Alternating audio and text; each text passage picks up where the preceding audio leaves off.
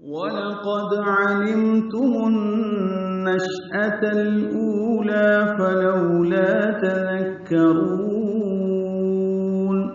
وَلَقَدْ غَوْلام باریک قاف پور دال ساکن پہ قلقلہ دال باریک پڑھا جائے گا۔ وَلَقَدْ علمتم عین وسط حلق سے ادا کریں گے، میم ساکن پہ اظہار شفوی ہے۔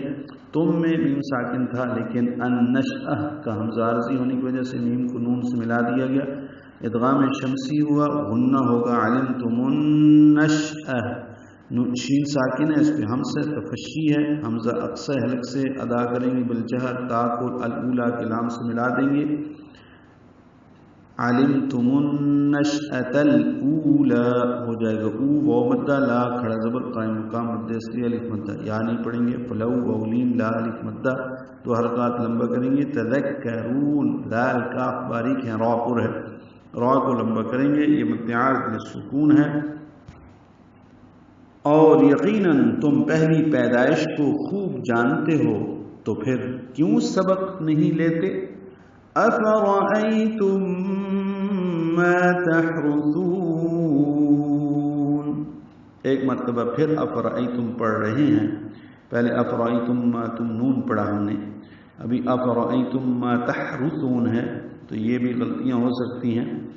حمزہ فا را جلدی پڑھیں گے، را پر پڑھیں گے، ایین تم یہ غنہ کریں گے، ادغام شمسی ہے۔ تحرثون ہا ساکن حمزہ را پر ہے اور تھا کو نرمی سے پڑھتے ہوئے لمبا کریں گے، تحرثون۔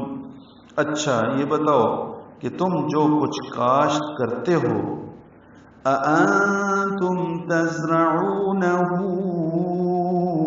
أَمْ نَحْنُ الزَّارِعُونَ۔ اب الفاظ میں غور کریں، پہلے ہم نے پڑھا افرأیتم ما تم نون کے ساتھ اَأَنتُمْ تَخْلُقُونَهُ، یہاں پہ افرأیتم ما تحرثون کے ساتھ اَأَنتُمْ تَزْرَعُونَهُ ہے۔ ترجمہ آتا ہو تو یہ بہت آسان ہے، پھر متشابہ نہیں لگ سکتا، یعنی غلطی نہیں ہوتی۔